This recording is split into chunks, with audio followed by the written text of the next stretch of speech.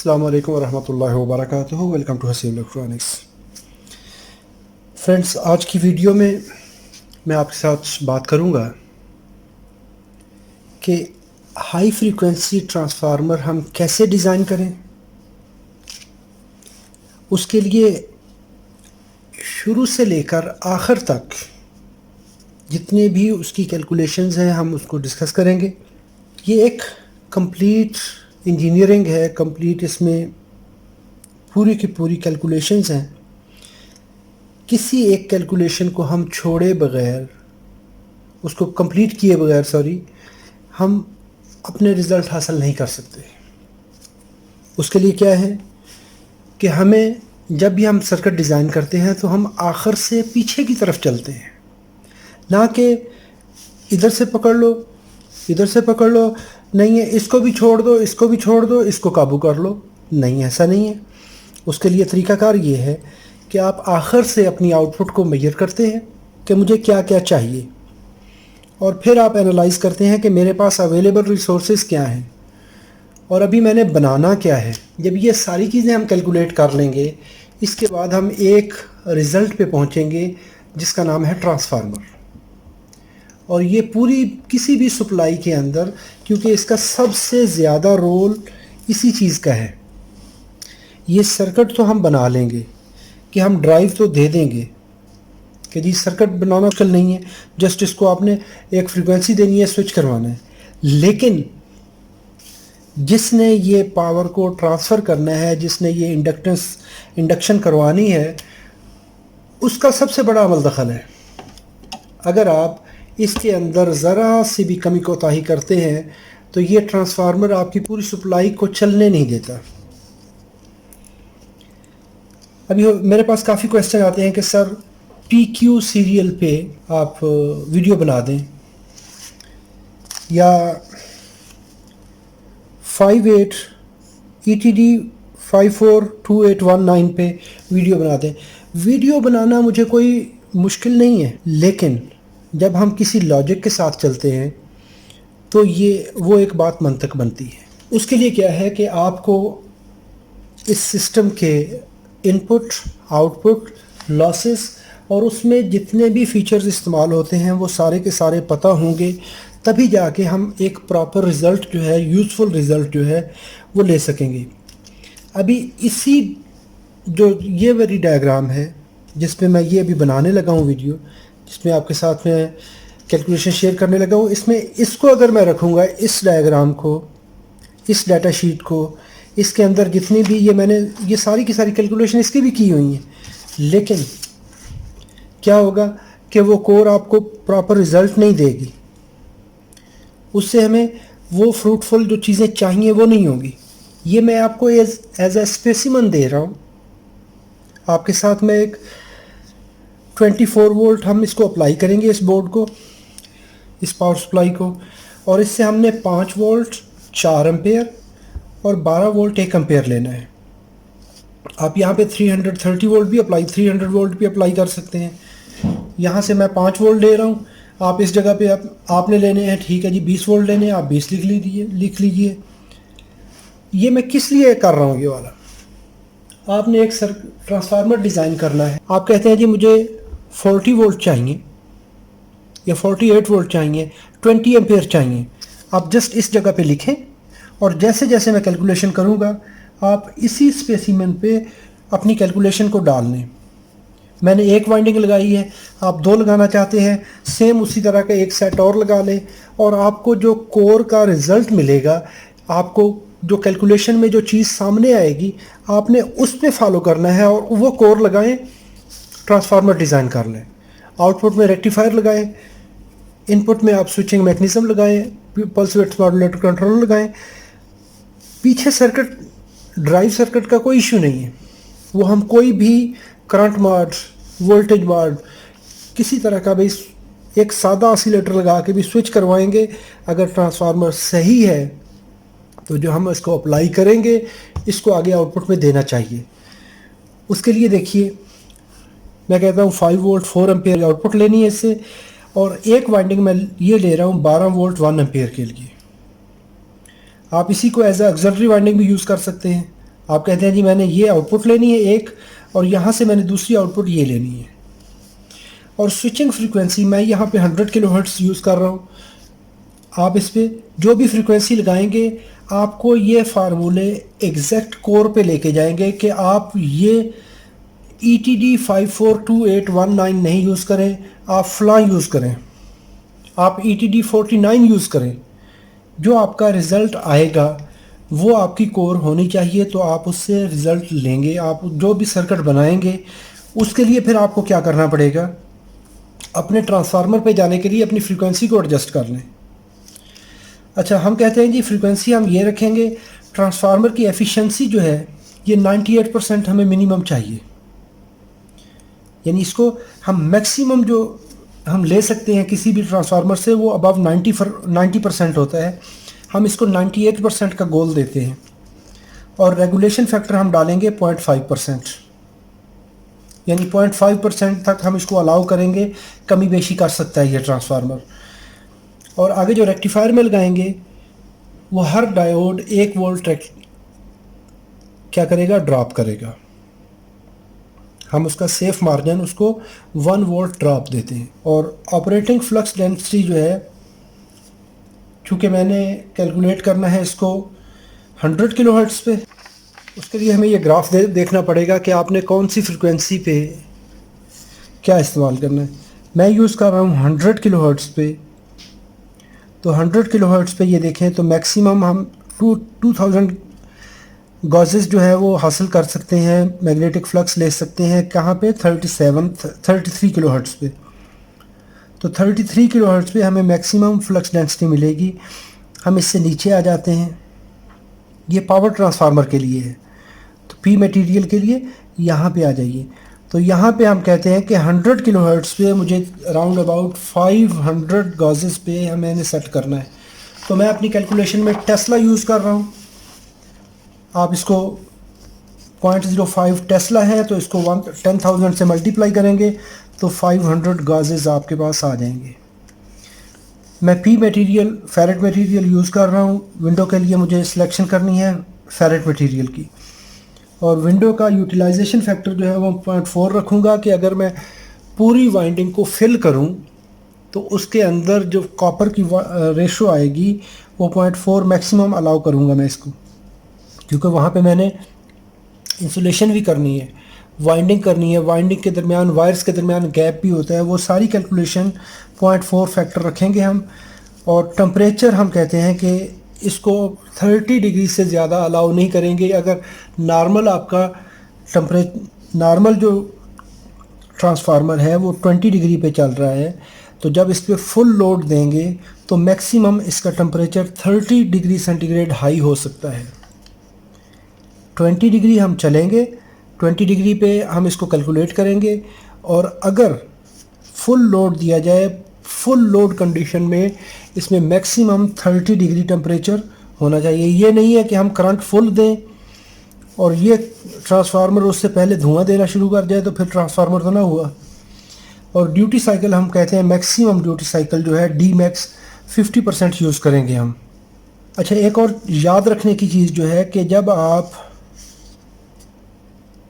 Winding इस्तेमाल करते हैं सेंटर टेप, तो उसके लिए जो U का फैक्टर होता है एक कैलकुलेशन में, U वैल्यू 1.41 होती है सेंटर टेप के लिए, और नॉर्मल सिंगल वाइंडिंग के लिए हम क्या करते हैं 1 यूज़ करते हैं। चलें जी, हम शुरू करते हैं। इसमें हमें 3 तरह के कैलकुलेशन के तरीक़ाकार हैं हमारे पास।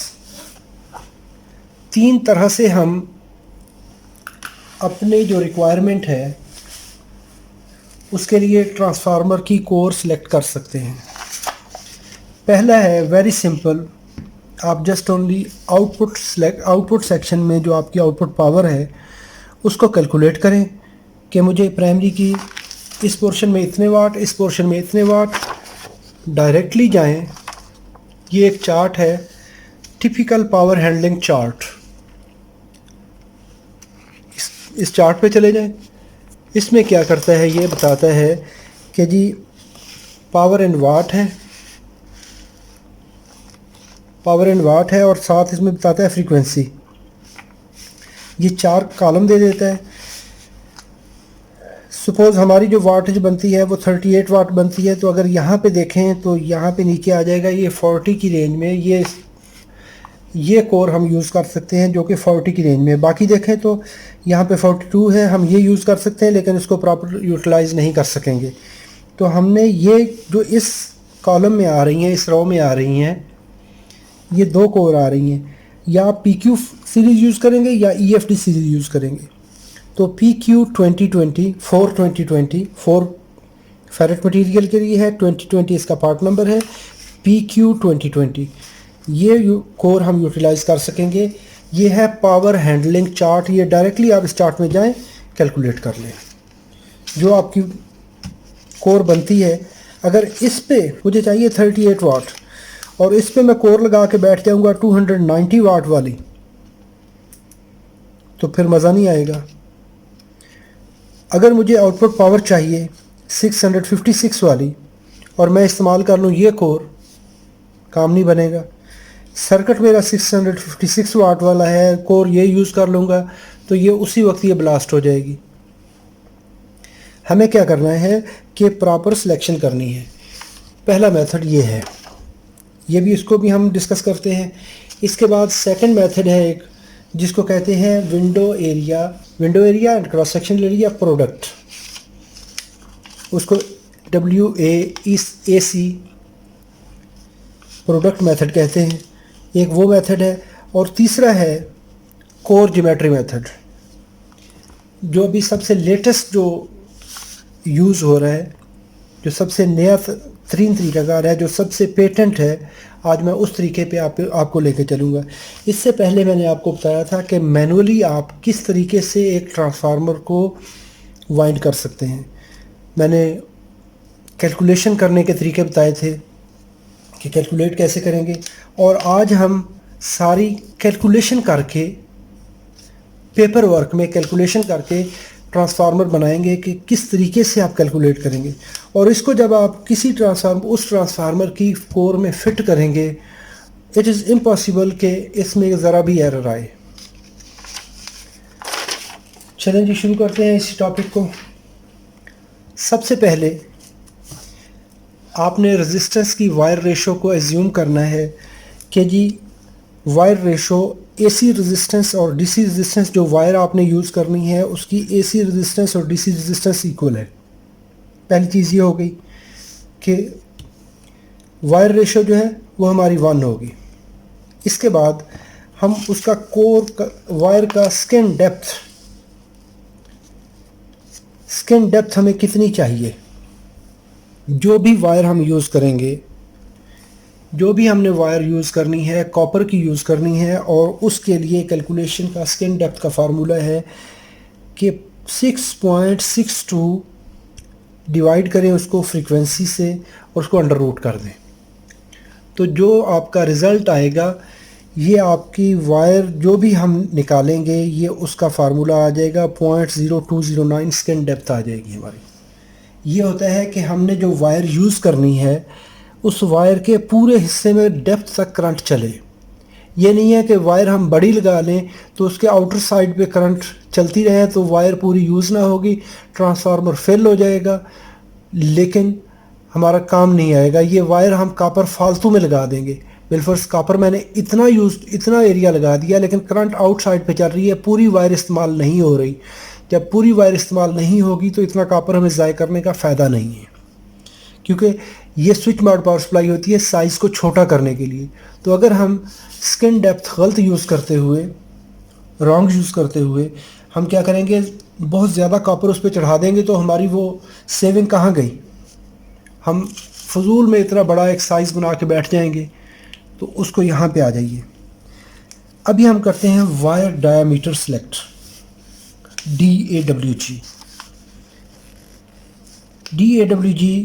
जब हम ये करते हैं तो 2 multiply by skin depth formula, तो जो 2 होगा उसको इससे मल्टीप्लाई कर दें तो आपका जो वायर साइज़ आ जाएगा 0.04186 सेंटीमीटर। इस फ्रीक्वेंसी के लिए जो सूटेबल वायर है, अभी देखें यहाँ पे मैंने 2 चीज़ें कह दी। एक, फ्रीक्वेंसी हमने बता दी कि मियाँ फ्रीक्वेंसी मुझे ये चाहिए, और उसके लिए मुझे ऐसी वायर बताओ जिसमें करंट मुकम्मल फ़्लो हो। यानी आप कह सकते हैं कि ये वायर एरिया है। मैं इस तरह बताता हूँ, अगर वायर को आप काटेंगे तो ये वायर है, तो वायर के पूरे हिस्से में से करंट चलनी चाहिए। अगर मैं वायर कोई और यूज़ करूँगा तो क्या करेगा, ये इसके आउटर डाई में अगर बड़े साइज़ की वायर यूज़ करूँगा तो क्या होगा, वो वायर आउटसाइड पे करंट चलेगी, दरमियान में करंट फ्लो नहीं होगी। अगर मैं छोटे डाई की वायर यूज़ कर लूँगा तो करंट हम ज़्यादा ड्रा करेंगे, वायर हमारी जल जाएगी और हीट अप होगी, जल जाएगी। हमने उसे फार्मूले को बताया है कि मुझे ऐसी वायर बताओ जो कि मैंने इस फ्रीक्वेंसी पे यूज़ करना है, फ्रीक्वेंसी है मेरी ये, और इस पे मुझे वायर बताओ। उसने कहा है जी ये वायर, इस वायर गेज को आप यूज़ करेंगे तो पूरी की पूरी उसमें करंट फ्लो होगी। ये इसका है 0.04186। इसको हम देख लेते हैं वायर गेज के अंदर कि ये वायर कौन सी बनती है, ऐसी वायर कौन सी है जिसका आउटर डायामीटर ये हो। अभी देखिए ये है आगे हमारा वायर टेबल। तो वो कहते हैं जो हमारी रीडिंग आई है 0.04186, फार्मूला हमें बताता है कि 0.04186। अभी यहाँ पे देखिए तो हमारे पास ये इस टेबल के अंदर तीन चीज़ें हैं, AWG, डायामीटर इन इंचेस, डायामीटर इन सेंटीमीटर, आगे एरिया आ जाता है, रेजिस्टेंस है। हमने इस चीज़ को देखना है, AWG को और डायामीटर को। अभी हम आते हैं डायामीटर पे। तो डायामीटर पे देखेंगे तो यहाँ पर देखिए तो 0.4038 हमारी जो कैलकुलेशन है वो 0.041 और यहाँ पे हमारे पास जो रीडिंग है 040। और अगर इस वायर को यूज़ करेंगे तो ये वायर, इसका साइज़ बड़ा हो रहा है। जब बड़ा हो रहा है तो इस्तेमाल हमने ये करना है, हमें जो उसका डायमीटर चाहिए वो ये होना चाहिए। अगर ये करेंगे तो ये वायर छोटी हो जाएगी। जब ये वायर छोटी हो जाएगी तो इसको यहाँ देखें तो ये 130 किलो हर्ट्ज़ पे है और ये है 85 किलो हर्ट्ज़ पे। तो इसका मतलब है ये वायर हम यूज़ नहीं कर सकेंगे क्योंकि इसमें फ्रीक्वेंसी जो है कम, उस पर सैचुरेट होगी, उसकी स्किन डेप्थ मुकम्मल उसको तार के अंदर तक करंट फ्लो नहीं करेगी। तो हमें ये वायर 26 गेज की वायर चाहिए, 0.40386। फार्मूले में हमें पहली चीज़ तो ये नज़र आ गई कि हम ये वायर यूज़ कर सकेंगे। अभी हम इससे आगे हमने काफ़ी चलना है। इस वायर का बेयर एरिया वो हमने निकालना है कि जब हमने वायर हमने कैसे इस्तेमाल करनी है। देखें वायर जब गोल होती है, ये राउंड है,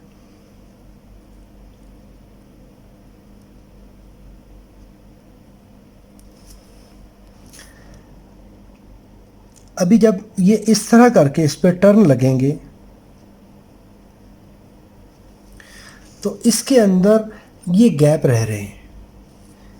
हमने फिलिंग तो यहाँ तक कर दी, लेकिन उसमें कितना कॉपर का एरिया यूज़ होगा,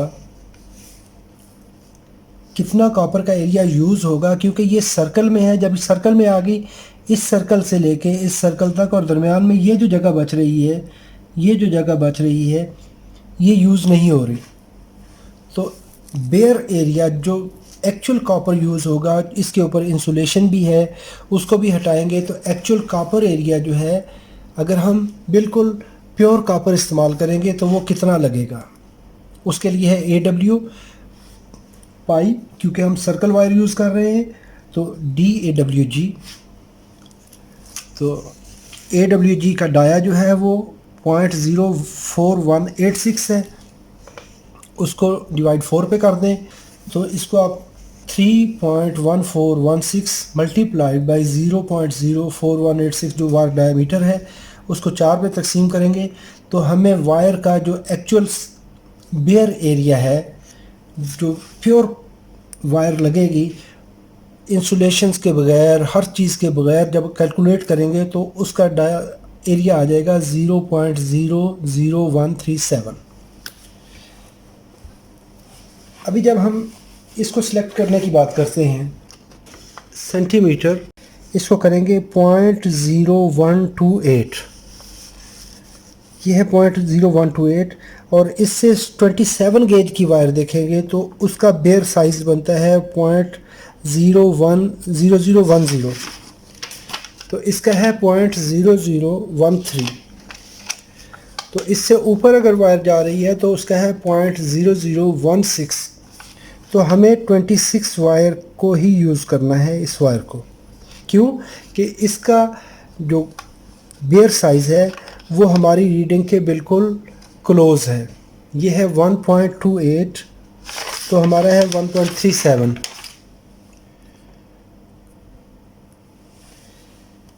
अभी हम 26 वायर को यूज़ करते हैं। और ट्रांसफार्मर,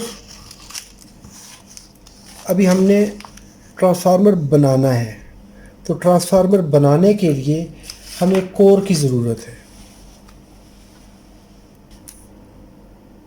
ट्रांसफार्मर की आउटपुट को कैलकुलेट करना है हमने, पावर आउट को। तो पावर आउट होती है, चूँकि हमारे पास है 2 वाइंडिंग, हमारे पास 2 सर्किट आगे आउट हो रहे हैं, तो इसकी आउटपुट की पावर कितनी है, इसकी आउटपुट पावर कितनी है, इनको हम कैलकुलेट करते हैं। तो पी आउट हो जाएगी हमारी PO1 और P02। हमें पता है कि पावर का जो फार्मूला है उसको कहते हैं V/I। तो PO1, अभी V कितने हैं हमारे पास, वोल्टेज कितने हैं, 5 वोल्ट चाहिए। लेकिन अभी हमें यहाँ पर एक और चीज़ याद रखनी है कि हम इस सर्किट से जब लेंगे तो जो वोल्टेज हमने लेने हैं वो इस डायोड से गुज़रने के बाद हमें यहाँ पर 5 वोल्ट चाहिए इस जगह पर। तो इस वोल्टेज पे हमें 5 चाहिए, तो इसमें 5 में 1 वोल्ट और ऐड कर लें।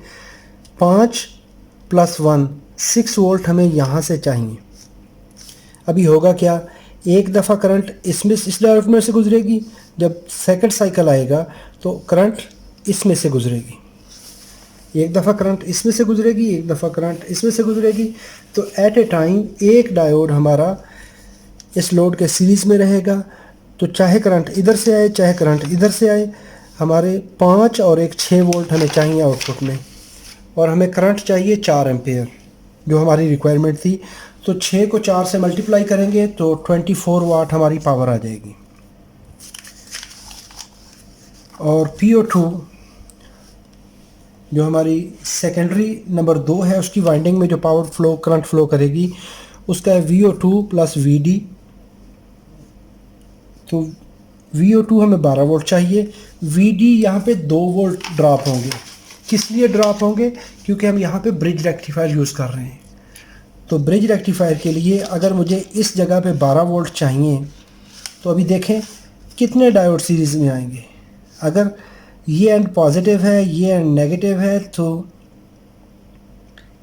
ये देखिए ये पॉजिटिव, ये डायोड फॉरवर्ड बायस हो रहा है, एक डायोड ये आ गया, और उस वक्त ये एंड नेगेटिव है तो ये एंड, ये 2 डायोड सीरीज़ में आएंगे। एक इसने ड्रॉप किया, एक इसने ड्रॉप किया, 2 वोल्ट ड्रॉप हो गए। अगर हमारा सेकंड साइड पे ये पॉजिटिव हो जाता है, ये नेगेटिव हो जाता है, तो उस वक्त करंट इधर से फ़्लो करेगी। जब इधर से फ़्लो करेगी तो उस वक्त ये 2 डायोड आ जाएंगे, ये फारवर्ड हो जाएगा, ये फारवर्ड हो जाएगा। जब ये 2 फारवर्ड होंगे तो 2 diode at a time series में आएंगे। तो हमें चाहिए 12 + 2 14 वोल्ट, और इसको 1 एम्पेयर से मल्टीप्लाई कर दें तो जो हमारी करंट आएगी वो 14 वाट आएगी। तो PO power out number 1, portion number 1, portion number 2, तो 24 वाट जमा 14 वाट 38 वाट 38 वाट हमारी पावर आउटपुट होगी। अभी ये है पावर जो कि हम आउट ले रहे हैं।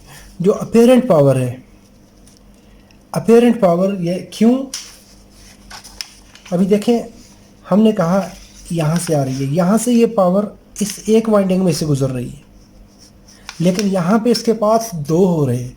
जब ये 2 हो रहे हैं तो यहाँ पे U फैक्टर इन्वॉल्व होगा, जो कि हमने ये कहा था कि सेंटर टेप वाइंडिंग के लिए हम 1.41 से मल्टीप्लाई करेंगे। तो चलो जी करते हैं। PT secondary apparent power PT apparent power होती है, PTS1 PTS2।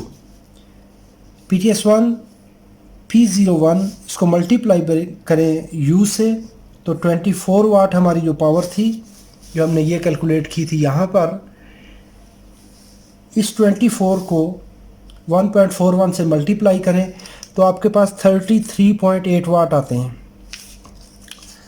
जो हमारी सेंटर टेप वाइंडिंग है 1 नंबर। और जो सेकंड वाइंडिंग है उसमें 14 वाट हमें चाहिए ये वाले, और उसका वाइंडिंग का फैक्टर आ गया 1 क्योंकि सिंगल वाइंडिंग है, तो 14 वाट ये हो गए। और टोटल हो गए 33.8 वाट ये वाले अपेरेंट पावर जो है, और 14 वाट ये 47.8 वाट पावर फ्लो करेगी, तो हमें आउटपुट में जो हमारी रिक्वायरमेंट है वो मिलेगी। नेक्स्ट बात आ जाती है जी टोटल अपेरेंट पावर। अभी ये है इनपुट और आउटपुट की बात करेंगे। P in plus P out, PT apparent power in plus apparent power out. Power in क्या है? P आउट उसको डिवाइड करेंगे एफिशिएंसी पे। क्यों? इसलिए हम कहते हैं कि हमारा ट्रांसफार्मर में लॉसेस हैं, जो इनपुट में और आउटपुट में डिफरेंस होगा वो हम कहते हैं 98% हमें चाहिए। 98% तक हमें एक्सेप्टेबल है। ये नहीं है कि हम यहाँ पे 100 वोल्ट दें और आगे 50 वोल्ट मिले, नहीं। हम कहते हैं यहाँ पे 100 वोल्ट हम अप्लाई करें तो 98 वोल्ट हमें आउटपुट में मिलने चाहिए। या अगर हम 100 वोल्ट लेना चाहते हैं आउटपुट में, और पीछे हम कितने वोल्ट अप्लाई करेंगे कि हमें यहाँ पे 100 पूरे चाहिए। अगर हमारा यहाँ पे 100 अप्लाई करते हैं, 2 वोल्ट रास्ते में ड्रॉप हो रहे हैं, तो यहाँ पे 100 नहीं चाहिए, नहीं मिलेंगे। हमने यहाँ पे लेने हैं। इसको लेने के लिए 2 तरीक़ेकार हैं। या तो हम ये कैलकुलेट कर लें 100 अप्लाई करेंगे 98 मिलेंगे, या हमने यहाँ पे 100 लेने हैं और प्राइमरी में कितना उसको अप्लाई करेंगे कि हमें यहाँ पे 100 मिले, तो वो कैलकुलेशन होगी यहाँ पे। हमने बोला 38 वाट हमारी आउटपुट पावर है, उसको मल्टीप्लाई करेंगे 9.98 से, तो हमें प्राइमरी में 38.77 वाट चाहिए। 0.77 वाट ड्रॉप हो जाएंगे ट्रांसफार्मर में, तो आउटपुट में हमें मिलेंगे 38 वाट। अभी PTN को देख लें। PTN को कैलकुलेट करने के लिए सेंट्रल टेप वाइंडिंग है, 38.77 से मल्टीप्लाई करेंगे। जो हमारा U फैक्टर है वो यहाँ पे इन्वॉल्व होगा, क्योंकि वाइंडिंग है हमारी 2 सेंटर टेप में है, एक इस साइड पे करंट फ्लो हो रही है, एक इस साइड पे। तो इसको हम क्या करेंगे 1.41 से मल्टीप्लाई करेंगे, तो हमारी 54.67 अपेरेंट पावर आ जाएगी। अगर एक वाइंडिंग में गुजरेगी तो पावर 1 हो गई, लेकिन जब 2 वाइंडिंग सेंटर टेप में आ जाएंगी तो वहाँ पे हमारी जो पावर है वो 1.41 गुना बढ़ जाएगी, तो 54.67। तो total apparent power PT in and PT out secondary वाली, ये दोनों को जमा कर देंगे। 54.67 प्लस 47.8, ये हमारी टोटल अपेरेंट पावर आ गई 102.5। आप कहते हैं ये क्या चीज़ है, ये अभी इसको कैलकुलेशन में बताते हैं। ये कैलकुलेशन के ये फैक्टर हैं, इनको किसी को भी हम स्किप करेंगे तो हमारी रीडिंग ठीक नहीं आएगी। अभी हम किसी भी कोर को सिलेक्ट करने के लिए उसकी इलेक्ट्रिकल कंडीशंस कैलकुलेट करेंगे। किसी भी कोर के लिए 2 किस्म की कंडीशंस होती हैं। एक इसकी होती है इलेक्ट्रिकल कंडीशन और एक होती है ज्योमेट्री कंडीशन या मैग्नेटिक कंडीशन। दोनों को देखने के लिए हमने ये काम करना है। तो KE इलेक्ट्रिकल कंडीशन, ये कांस्टेंट है, इलेक्ट्रिकल कांस्टेंट है, इसको 0.145 इसका फैक्टर है, और यहाँ पे फ्रीक्वेंसी फैक्टर आ जाएगा KF², F² Bmax² और 10⁻⁻⁴। इसको हम करेंगे 0.1454। ये 4 क्या है? हम क्या कर रहे हैं कि इसको पल्स स्विचिंग करवा रहे हैं। ट्रांसफार्मर में से जो हमने यहाँ पे करंट गुजारनी है, ये पल्सेस गुजारनी है, स्क्वायर वेव गुजारनी है। तो स्क्वायर वेव के लिए इसको 4 रखेंगे। अगर आपने यहाँ पे एसी गुजारनी है, एसी वेव गुजरेगी, तो उसके लिए 4.4 हो जाएगा। इसको 100 किलोहर्ट्ज़ फ्रीक्वेंसी है हमारी। बी मैक्स हमने कहा है जी, हमने फ्लक्स डेंसिटी जो है वो हमने रखनी है 0.05 और इसको कैलकुलेट कर लें तो हमारा ये फैक्टर आएगा 5800। अभी चले जाएं कोर ज्योमेट्री में। कोर ज्योमेट्री कैलकुलेट करने के लिए केजी उसको कहते हैं। PT apparent power divided by 2 multiplied by के और अल्फ़ा से उसको मल्टीप्लाई कर देंगे। जो इसका रेगुलेशन फैक्टर हमने कहा था, यहाँ पर हमने कहा था हमें रेगुलेशन चाहिए 0.5%। तो उसके लिए जब ये कैलकुलेट करेंगे तो ये इसका आएगा 0.0177। एक इसमें ये चीज़ आ गई कि यहाँ पर जो हमने वायर यूज़ किया है वो हमने बेयर वायर एरिया यूज़ किया है। बेयर वायर एरिया और एक्चुअल वाइंडिंग में 0.78 का डिफरेंस होता है, उनमें जो रेशियो है 0.78। अभी इसको 0.78 को जब अगर आप मल्टीप्लाई करेंगे 1.35 से तो ये 100% हो जाएगा। तो इसको नॉर्मल वैल्यू पे लाने के लिए इस वैल्यू को 1.35 से मल्टीप्लाई कर दें तो हमारी ये रीडिंग आ जाएगी 0.0239। जो हमने कहा 0.0239 ये हमारी एक्चुअल वाइंडिंग है। इसमें अगर आप 0.7 का निकालेंगे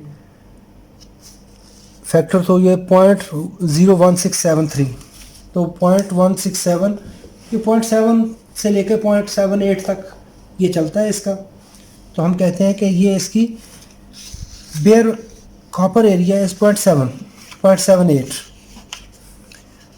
because the ratio to the original copper and the bare copper is 0.78। तो इसको हमने ओरिजिनल कॉपर में लेके आए हैं जिसके ऊपर वायर की इंसुलेशन भी है, जिसके अंदर सारा कुछ है। हमने अभी ये वैल्यू ढूंढ ली है 0.0239। अभी ये जो फिगर आया है आपके पास, इसको सीधा उठाएं और चले जाएं चार्ट के अंदर। ये है core selection chart. Core selection के अंदर केजी सेंटीमीटर पेंटा के अंदर चले जाएं तो यहाँ पे जो वैल्यू आ रही है ये देखिए, एक वैल्यू है यहाँ पर 0.0166 और नेक्स्ट वैल्यू है 0.023 और उससे आगे है 0.06। तो इसके दरमियान में ये 0.023 जो रीडिंग है इसको पकड़ लें। तो इसको पकड़ेंगे तो जो रीडिंग आ रही है यहाँ पे जो कोर साइज़ आ रहा है, पार्ट नंबर आ रहा है, वो है PQ 2020। TDK की PQ 2020 कोर को सिलेक्ट कर लीजिए। ये हमारी कोर आ गई। एक तरीकाकार तो ये आ गया कि इस तरीके से आप किसी भी कोर को सिलेक्ट कर सकते हैं। अभी हमारे पास जो कोर का मॉडल नंबर आ गया वो है नंबर PQ 2020। अभी हम देखते हैं इस फार्मूले को। ये इस कैलकुलेशन का हिस्सा नहीं है लेकिन मैं इजाफी तौर पे आपको इसका बता रहा हूँ। उसका फार्मूला होता है WAC PT 10⁴ BAC जो आपका वर्किंग मैग्नेटिक फ्लक्स डेंसिटी है, फ्रीक्वेंसी है, J करंट डेंसिटी है और KF है फ्रीक्वेंसी का जो फैक्टर है और KU है विंडो यूटिलाइजेशन फैक्टर। तो 102.5 हमारी अपेरेंट पावर है, उसको 10,000 से मल्टीप्लाई करें, डिवाइड करें फ्लक्स डेंसिटी से जो कि 5.05 टेस्ला है। फ्रीक्वेंसी हमारी है 100 किलोहर्ट्ज़। 433 करंट डेंसिटी आती है और उसको 4 से मल्टीप्लाई करें।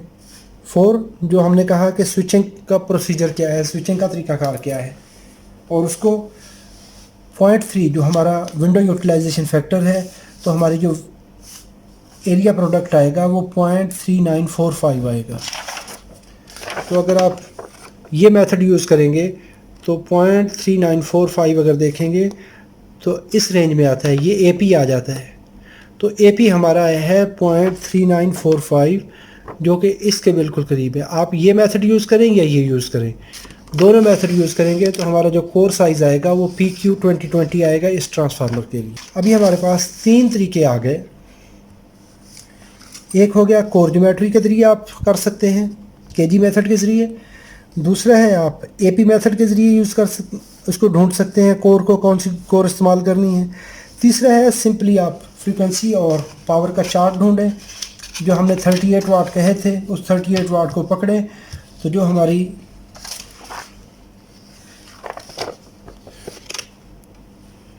जो इस मेथड में आ रही है ये वाली कोर, ये जो 38 वाट यहाँ देखें तो 100 किलोहर्ट्ज़ के अंदर ये मेरे पास आ रही है 40 वाट, यानी हमारी सेफ रेंज में है। तो ये है PQ2020। तो अभी PQ2020 की डाटा शीट डाउनलोड कर लें, क्योंकि ऐसे ही हम किसी कोर को उठा के नहीं लगा सकते।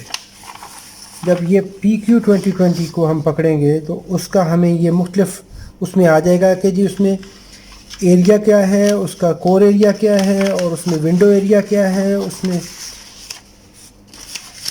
AE क्रॉस सेक्शनल एरिया कितना है, उसका वेट कितना है, ये सारी रीडिंग्स इसके अंदर आ जाएंगी। ये डाटा शीट में साथ अपलोड कर दूंगा, आप उसको चेक कर सकते हैं। अभी हमने जो कोर सेलेक्ट की है वो हमने कहा जी हमें कोर चाहिए PQ2020 या PQ-2020। कोर एरिया इसका है 62.6 मिलीमीटर। इसको सेंटीमीटर में कन्वर्ट करेंगे तो 0.626, क्योंकि फार्मूले में हमारे पास 0.626 यूज़ होगा। आगे एरिया प्रोडक्ट 0.408 है, जो हमने कहा है कि एरिया प्रोडक्ट AP जो है वो 0.408 है इसका। आगे आ जाइए, आगे मीन लेंथ टर्न है इसका 4.4। MLT यहाँ पे आ जाता है। MLT ये कहता है जी मीन लेंथ टर्न, जो कोर का क्रॉस सेक्शन है उसके ऊपर कितनी वायर यहाँ से लेके यहाँ तक लगेगी एक टर्न मुकम्मल करने में। तो 4.4 सेंटीमीटर वायर लगेगी हमारे एक टर्न में। कोर का वेट है 15 ग्राम और सरफेस एरिया इसका है 19.7 सेंटीमीटर स्क्वायर और विंडो एरिया इसका है 6.58 सेंटीमीटर स्क्वायर। किसी भी कोर का विंडो एरिया क्या होता है, यह देखें यहाँ पे जब इसको वाइंड करेंगे तो ये एरिया तो हमारे पास फ्री है, लेकिन हमारी लिमिटेशन आती है इस एरिया में। तो इसका जो एरिया बनता है विंडो एरिया वो है 0.658 सेंटीमीटर स्क्वायर।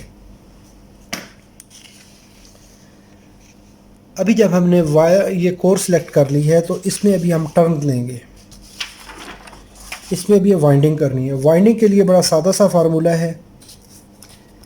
अगर आप ये B max जो है अभी यहाँ पे थोड़ी सी कन्फ्यूजन आपको ये ना बने, नॉर्मल हम फार्मूला इस्तेमाल करते हैं 10⁸, लेकिन जब आप B max इस्तेमाल करेंगे टेस्ला में तो उस वक्त हम क्या करेंगे, इसको मल्टीप्लाई कर देंगे,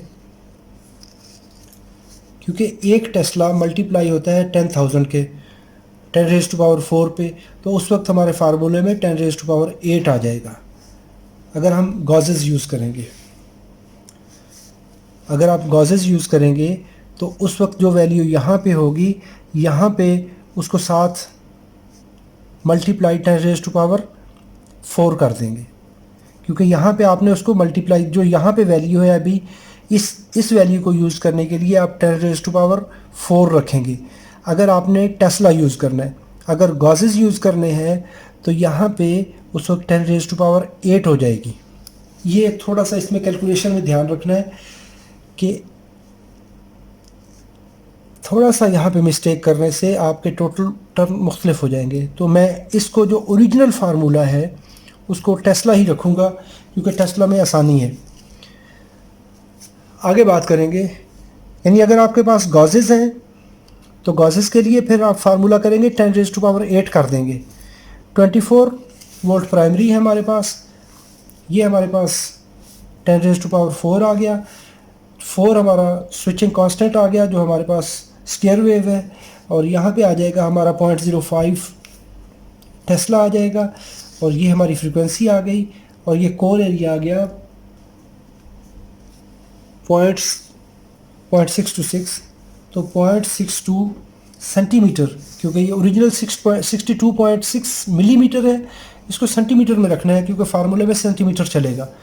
तो ये हमारे पास आ जाएंगे 19.35 टर्न।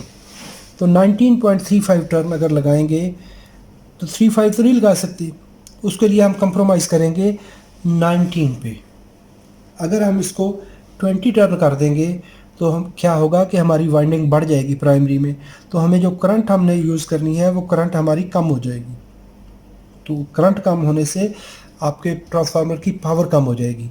लेकिन अगर टर्न कम करेंगे तो उससे करंट डेंसिटी, आपकी मैग्नेटिक फ्लक्स डेंसिटी बढ़ने का ख़तरा होता है। तो उसको वेरीफाई कर लें। 19 टर्न हमने कर दिए, हमने कहा जी ये बनते हैं, लेकिन हम यूज़ कौन से करेंगे? 19 टर्न। तो बी मैक्स वेरीफाई करने के लिए एन पी यहाँ पे है और बी मैक्स यहाँ पे है, बी ए सी जो है हमारा, तो इसको क्या करें? स्वैप कर दें। टर्न मालूम करने हैं तो बी मैक्स इधर रहेगा, अगर बी मैक्स मालूम करना है तो टर्न इधर ले हैं। 24 10,000 4, यहाँ पे 19 टर्न आ गए और फ्रीक्वेंसी आ गई और क्रॉस सेक्शनल एरिया आ गया, और यहाँ पे 0.05093 टेस्ला आ गया। 509 गासेस आ गए, यानी 500 गास पे हमने गासेस पे सिलेक्ट किया था, 509 हो गए तो कोई मसला नहीं है। अगर इसमें बहुत ज़्यादा वेरिएशन आए, बहुत ज़्यादा इंक्रीमेंट आए, ये 500 से स्टेप अप होकर आप कहते हैं 600 पे चला जाता है, तो उस वक्त आपको टर्न बढ़ाने पड़ेंगे, 19 की बजाय 20 पे जाना पड़ेगा। लेकिन ये बहुत माइनर चेंज है तो इसको हम इग्नोर करेंगे। अभी हमने करनी है करंट डेंसिटी, कि उसमें करंट कितनी फ्लो होगी, और विंडो यूटिलाइजेशन हम कहेंगे 0.29% जो है हम उसको यूज़ करते हुए 0.29 को यूज़ करेंगे, और विंडो यूटिलाइजेशन फैक्टर जो है KU, इस पे रखते हुए हम देखते हैं जे होते हैं current density, apparent power multiplied by 10⁴, KU BAC magnetic flux density, F frequency, AP area product. जब ये इसको कैलकुलेट करेंगे तो ये आ जाएगा 433 एम्पेयर पर सेंटीमीटर स्क्वायर। ये हमारी करंट डेंसिटी आ जाएगी। अभी इनपुट करंट कैलकुलेट कर लें, इसको हम नेक्स्ट आगे कैलकुलेट करना है, इसको कैलकुलेशन में जाना है इसने। तो इनपुट करंट देखने के लिए हमें पता है कि I होता है P/V। आपने इनपुट करंट सेंस करनी है तो हमें आउटपुट में कितने पावर चाहिए? 38 वाट है हमारी, और इनपुट पे जो वोल्टेज है वो वोल्टेज प्लस जो हमारा एफिशिएंसी फैक्टर है उसको मल्टीप्लाई करेंगे तो हमारे पास जो करंट आ जाएगी वो 1.61 एम्पेयर आ जाएगी, 1.61 एम्पेयर आ जाएगी। अभी जो हमने वाइंडिंग की है उसका बेयर एरिया कितना निकलेगा? जो करंट है, करंट ये इस्तेमाल करनी है, डी मैक्स ड्यूटी साइकिल हमने करना है, तो बेयर एरिया AWP कितना निकलेगा? तो उसको IN D max under root कर दें और डिवाइड कर दें उसको J से, करंट डेंसिटी से। तो टोटल करंट हमारी है 1.61 एम्पेयर प्राइमरी में, ड्यूटी साइकिल हमारा ये है और करंट डेंसिटी ये है। तो ये हमारी आ गई primary bare area 0.00263 centimetre square. अभी ये करंट जो है हम एक वायर से नहीं ले सकते। क्यों? कि उसमें जो वायर टेबल के अंदर उसकी करंट दी हुई है, वायर की एक पीस जो है वो टोटल हमें 360 मिली एम्पेयर करंट देगा। तो 360 मिली एम्पेयर करंट हमें चाहिए 1.61 एम्पेयर। इसके लिए नंबर ऑफ़ स्ट्रैंड्स यूज़ करने के पड़ेंगे। हमें वाइंडिंग को बाईरिफ्लर यूज़ करना पड़ेगा, ट्राईरिफ्लर यूज़ करना पड़ेगा। तो कैलकुलेट करते हैं कि कितनी वायर्स को हम पैरेलल में लगाएंगे कि हमारी करंट पूरी हो जाए। Number of primary strands S N P करने के लिए आपके पास जो वायर का बेयर एरिया आया है वो है 0.0263 और उसको डिवाइड कर देते हैं जो हमने वायर सेलेक्ट की है उसका बेयर एरिया। ये है कंप्लीट वाइंडिंग का एरिया और साथ उसमें ये हमारा एरिया आ गया और ये आता है 205 स्ट्रैंड्स, यानी 2 वायर्स हम पैरेलल में यूज़ करेंगे। यानी जब हमने वाइंड करना है प्राइमरी को जब हम इस तरह से यूज़ करेंगे, 2 वायर्स इकट्ठी करके यूज़ करेंगे। जब इस तरह से करेंगे, क्योंकि हमारी सेंटर टेप वाइंडिंग है तो हमारी करंट जो है वो 1.61 एम्पियर पूरी हो जाएगी, क्योंकि इसमें सारी कैलकुलेशन और भी ऐड होती हैं। तो 2 स्ट्रैंड्स हम यूज़ करेंगे, 2 वायर्स इकट्ठी मिला के वाइंडिंग करेंगे प्राइमरी में। और टर्न कितने हैं हमारे 19 टर्न है। 19 टर्न है सेंटर टेप से एक तरफ के लिए, सेंटर टेप से दूसरी तरफ 19 टर्न फिर आ जाएंगे। ये हमारी कैलकुलेशन होगी। आगे आ जाइए प्राइमरी रेजिस्टेंस। ये एक बड़ी मज़े की बात है। अभी देखें, यहाँ से लेके यहाँ तक एक वायर है और उसकी कितनी रेजिस्टेंस है।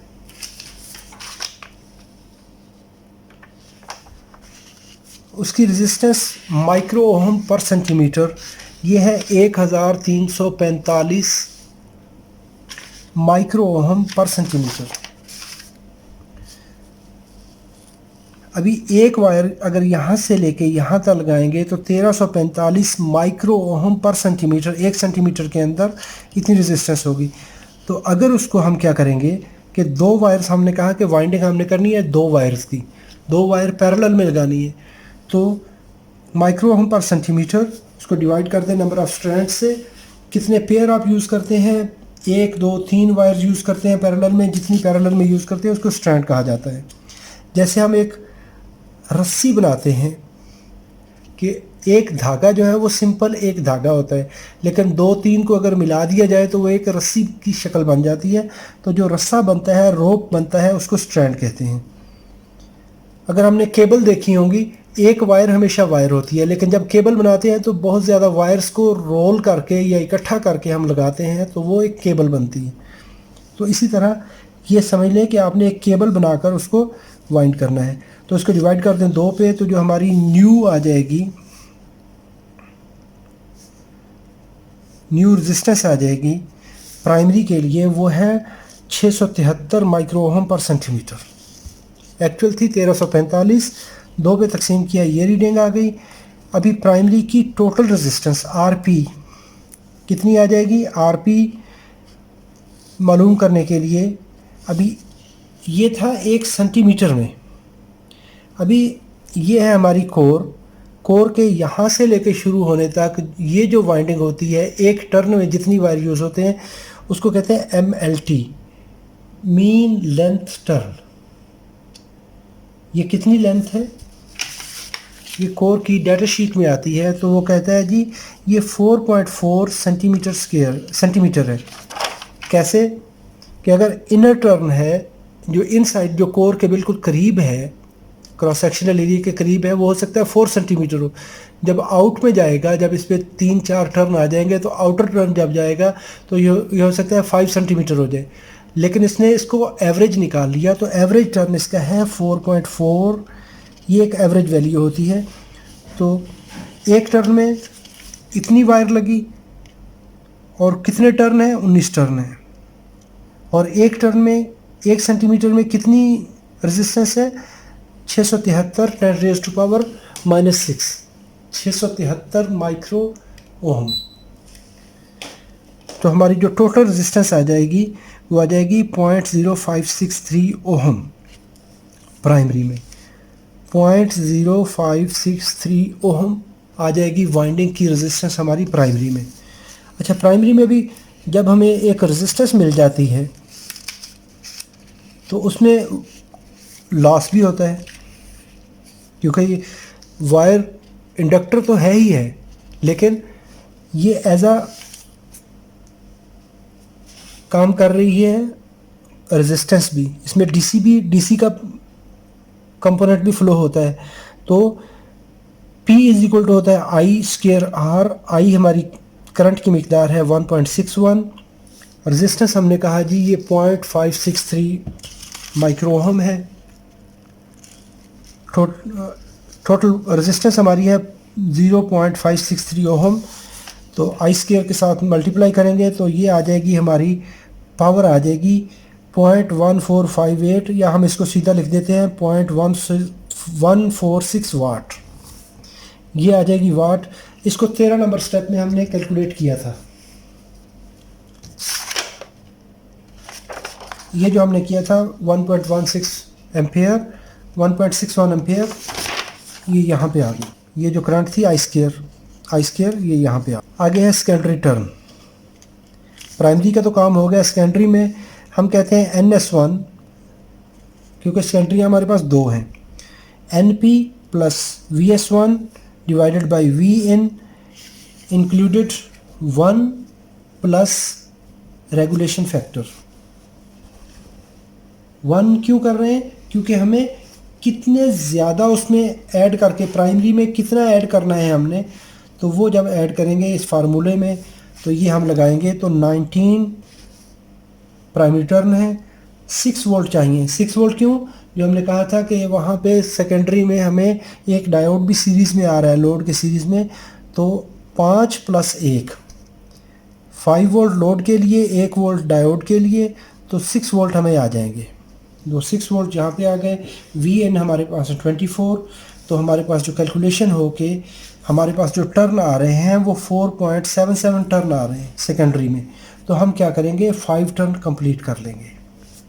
इससे थोड़े से वोल्टेज ज़्यादा हो जाएंगे, लेकिन 4 को अगर नीचे लेके आएंगे तो वोल्टेज ड्रॉप हो जाएगा। तो जब ड्रॉप होगा तो हमारा किसी काम का नहीं, 5 वोल्ट हमें आउटपुट में नहीं मिलेंगे। हमने 4.77 को जंप करना है 5 के लिए। तो 5 टर्न कंप्लीट करेंगे। आगे आ जाए NS2 सेकेंड सेकेंडरी जो है उसको देख लें कितने टर्न है। Number of NP VS2 secondary number 2 के वोल्टेज कितने चाहिए हमें, उसको Vin से डिवाइड करके वही फार्मूला लगाएंगे।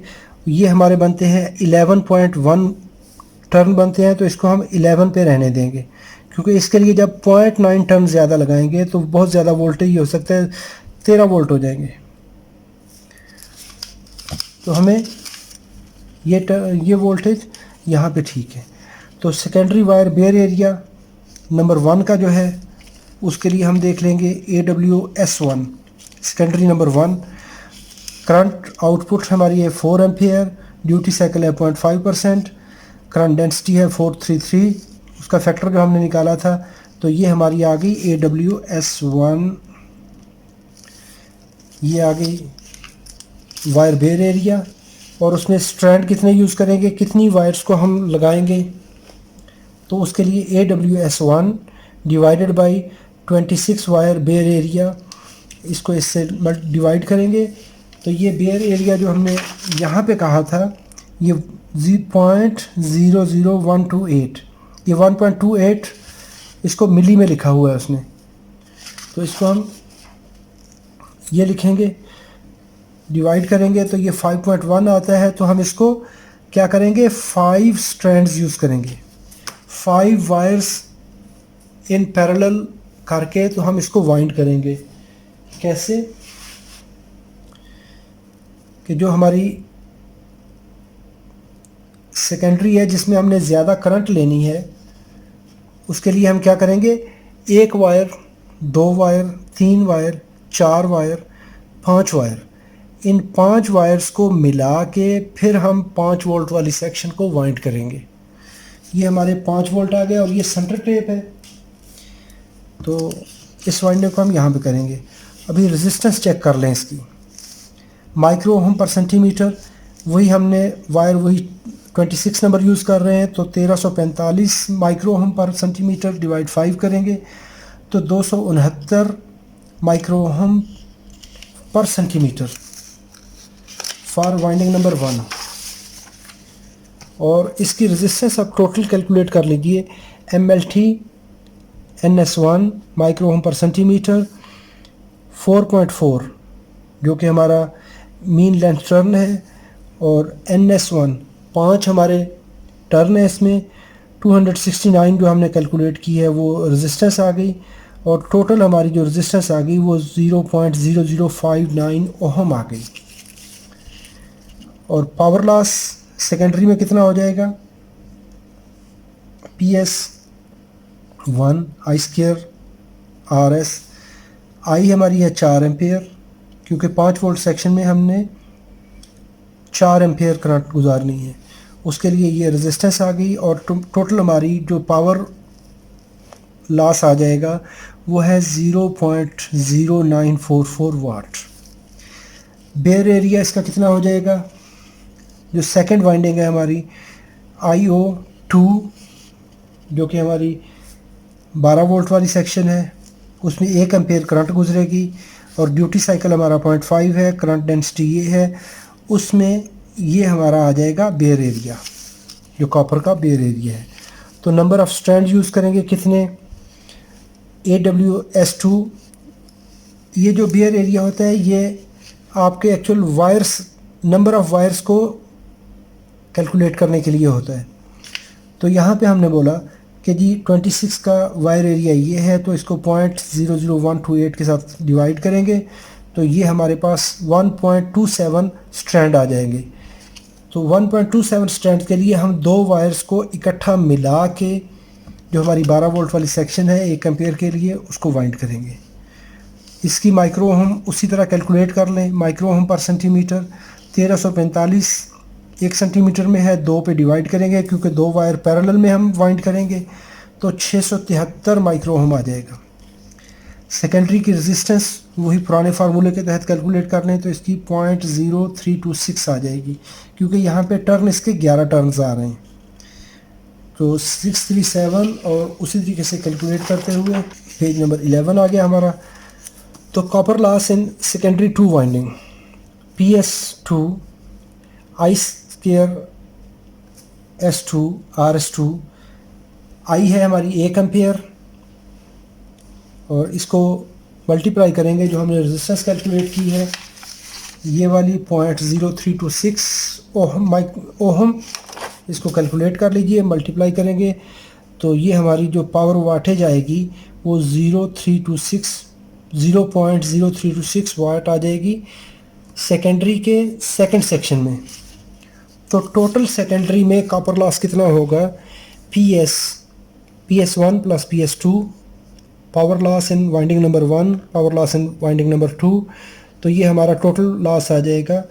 ये कौन कौन से लॉस हैं जो कि हमने कहा था कि 1 नंबर वाइंडिंग में लॉस हो रहा है, और ये हमने कहा था ये सेकंड वाइंडिंग में है PS2। तो ये हमारे लॉस यहाँ पे आ गए। हमने कहा सेकेंडरी में हमारा जो लॉस होगा वो 0.127 वाट हमारी पावर लॉस होगी, जो कॉपर की वजह से, जो हमने कॉपर यूज़ की है। अगर आप कॉपर की वजह से, कॉपर की बजाय कोई और वायर यूज़ करेंगे तो आपका ये लॉस बढ़ जाएगा, ट्रांसफार्मर गर्म होना शुरू हो जाएगा। आगे हम कहते हैं total primary secondary power loss PCU। Power total हमारा जो कॉपर लॉस है प्राइमरी का PP, power loss in primary, power loss in secondary. तो प्राइमरी में हमने कैलकुलेट किया था, वो हमने कहा था 0.146, ये वाला जो हमने स्टेप नंबर 18 में, ये 17A इसको कह दें, ये डबल नंबर आ गया 17, और फिर यहाँ पे 17 आ गया। तो यहाँ पे जो हमने कहा कॉपर लॉस है ये वाला, ये प्राइमरी का लॉस है, और सेकेंडरी का लॉस हमने ये कैलकुलेट किया। टोटल हमारे लॉसेज हो गए, ये हैं हमारे कॉपर में, जो वाइंडिंग की वजह से लॉस होगा वो हमारा ये नुकसान होगा, इतनी पावर हमारी कॉपर वाइंडिंग में ज़ाय हो जाएगी। आगे रेगुलेशन कैलकुलेट कर लें। PCU जितना हमारा पावर लॉस है उसको डिवाइड करें आउटपुट पावर से, और मल्टीप्लाई कर दें 100 से, तो 0.273 डिवाइड कर दे 38 से, तो 0.71 जो हमने शुरू में बोला था कि हमें जो रेगुलेशन फैक्टर है वो 0.5 चाहिए, तो ये 0.7 है तो एक्सेप्टेबल है, यहाँ पे बात चलेगी। आगे हम देखते हैं कि जो PC444 है, क्योंकि हमारी जो करंट फ़्लो करती है तो वाइंडिंग के अंदर भी फ़्लो करती है और कोर के अंदर भी फ़्लो करती है। जब कोर के अंदर फ़्लो करेगी तो उसकी परमेबिलिटी जो है वो कितनी है और उसमें कितनी जो रेजिस्टेंस वो पेश करेगी, उसकी वजह से कितनी उसमें पावर डिसिपेट होगी कोर में। क्योंकि कोर में जब किसी भी चीज़ में करंट फ़्लो करती है तो वहाँ पर पावर डिसिपेट होती है, पावर जनरेट होती है। तो वो कितनी डेसिपेशन होगी उसको इस फार्मूले में कैलकुलेट करेंगे। तो ये मिली वाट पर ग्राम फॉर फेरेट मटेरियल, उसका फार्मूला ये आ जाता है। तो फ्रीक्वेंसी हमने इस मटेरियल को यूज़ करना है 100 किलोहर्ट्ज़ पे। बी मैक्स हमारा है 0.005 टेस्ला। इस फार्मूले में रखते हुए तो जो हमारा 3.0 मिली वाट पर ग्राम,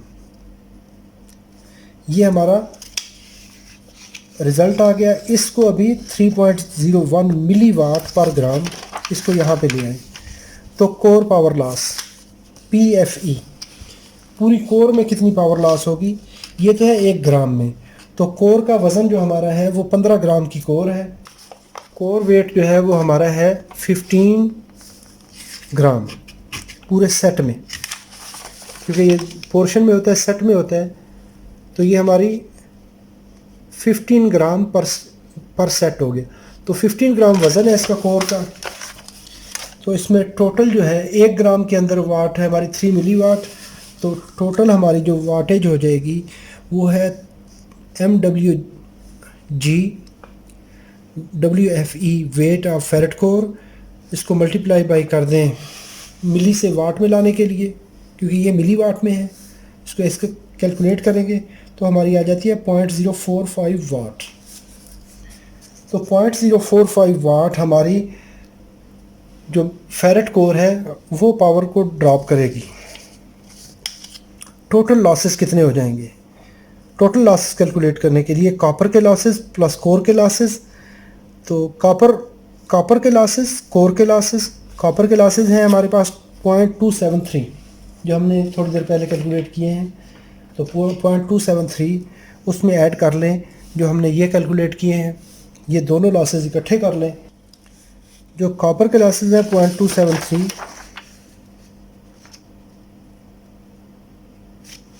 ये वाले ये कॉपर लॉसेस हैं प्राइमरी में और सेकेंडरी में। और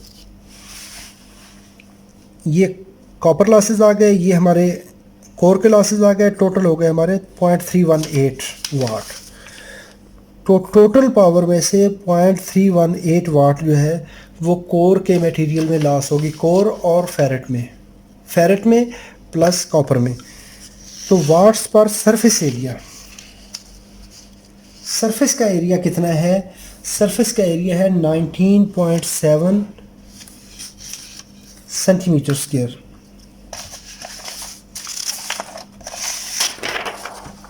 PQ 2020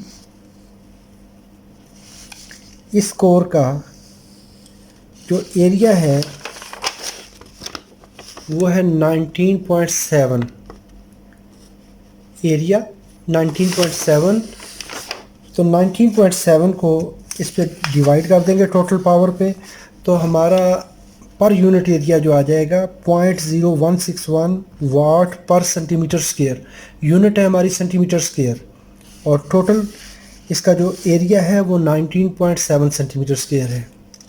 तो टोटल वाट्स पर surface per unit surface area ये हो जाएगा। इस तरह कैलकुलेट करेंगे। अभी आ जाती है बारी टेम्परेचर राइज की, कि जब नॉर्मल टेम्परेचर पे इसको रखा था, फुल लोड दिया, फुल लोड पे यहाँ पे जो इसकी कॉपर में लॉस होना है, कोर में लॉस होना है, तो इससे ये कितनी हीट अप होगी? तो 450 इसका कांस्टेंट आ गया। और पर यूनिट एरिया और उसको 0.826 की पावर दे दें। तो जब ये इसको कैलकुलेट करेंगे 0.0161 ये वाली कैलकुलेशन है। इस कैलकुलेशन को यहाँ पे लाइए तो 14.9 डिग्री सेंटीग्रेड इसका टेम्परेचर राइज़ हो जाएगा। 20 डिग्री पे आपने विद नो लोड इसको ऑन किया, फुल लोड अप्लाई किया तो इसका टेम्परेचर राइज़ करेगा 14.9 डिग्री। तो टोटल विंडो यूटिलाइजेशन, आपने विंडो कितनी यूटिलाइज़ की उसको हम इस तरीके से कैलकुलेट कर सकते हैं। अभी देखें कि विंडो फिलिंग जो है वो कितनी हुई है हमारी। के यू होता है विंडो यूटिलाइजेशन। तो विंडो के अंदर प्राइमरी भी है और सेकेंडरी भी है। प्राइमरी के अंदर एक वाइंडिंग है, सेकेंडरी के अंदर दो वाइंडिंग्स हैं। तो KUS1 सेकेंडरी नंबर 1, तो उसको हम कैलकुलेट करेंगे तो NS नंबर ऑफ़ सेकेंडरी और कितनी वायर्स पैरेलल में हैं और उसका बेयर एरिया कितना है और टोटल विंडो एरिया कितना है। तो 5 + 5 क्योंकि हमारी सेंटर टेप वाइंडिंग है तो 10 टर्न हो जाएंगे और स्ट्रैंड कितने हैं 5 वायर्स इन पैरेलल हैं। तो ये हमारा उसका एरिया आ जाएगा बेयर एरिया और उसको विंडो एरिया पे डिवाइड करेंगे तो ये आ जाएगा 0.0973। आगे है सेकेंडरी वाइंडिंग नंबर 2, उसमें कितनी विंडो यूटिलाइज हुई है तो 11 टर्न्स हैं, 2 स्ट्रैड्स हैं, 2 वायर्स इन पैरेलल हैं। और ये थी double winding centre tap winding, ये है सिंगल वाइंडिंग। जब कैलकुलेट करेंगे तो ये आ जाएगा 0.0428। आगे KU प्राइमरी है तो उसमें 19 टर्न है एक वाइंडिंग में, सेंटर टेप वाइंडिंग है तो 19 + 19 38 टर्न हो जाएंगे। और 2 स्ट्रैड्स हैं, दो वायर्स पैरेलल में यूज़ होंगी सारी वाइंडिंग में प्राइमरी के लिए। तो वायर का बेयर एरिया साइज़ ये है और विंडो एरिया ये है, इसको मल्टीप्लाई डिवाइड करेंगे तो 0.148 आ जाएगा। तो KUP एंड KUS प्राइमरी और सेकेंडरी में हमारी विंडो यूटिलाइजेशन हो जाएगी 0.148। ये है हमारी प्राइमरी की जो हमने अभी कैलकुलेशंस की हैं। ये तीनों कैलकुलेशंस इनको आप यहाँ पे ले आइए। जब यहाँ पे लाएंगे तो ये सेकेंडरी के दोनों वाइंडिंग्स की आ जाएगी तो 0.0288। हमने कहा था जो विंडो यूटिलाइज करनी है हमने वो करनी है 0.4 तक मैक्सिमम जा सकती है, 0.4 तक जा सकती है ये वाली। तो हम विद इन रेंज हैं।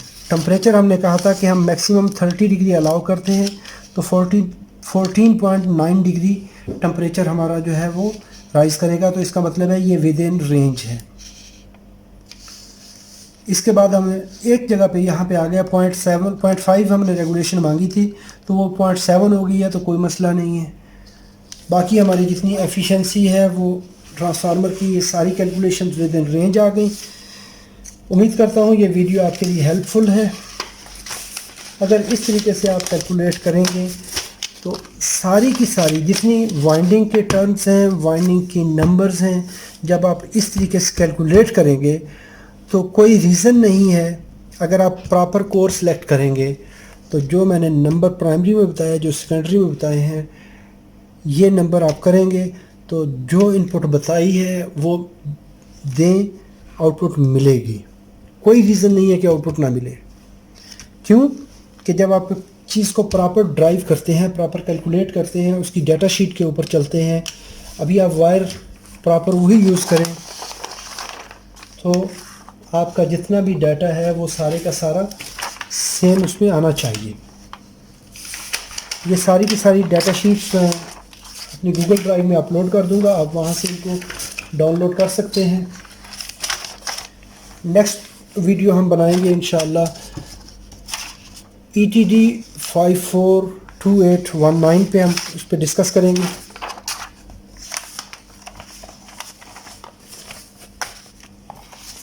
इन सारे फार्मूलास को आप यूज़ करते हुए बहुत ही आसानी से एक ट्रांसफार्मर डिज़ाइन कर सकते हैं। अपनी ढेर सारी दुआओं में याद रखिएगा। अपना बहुत सारा ख्याल रखिए। अल्लाह रब्बुल इज़्ज़त आप सबको अपनी हिफाजत में रखे, अपनी दुआओं में याद रखिएगा। अस्सलामु अलैकुम व रहमतुल्लाहि व बरकातुहू।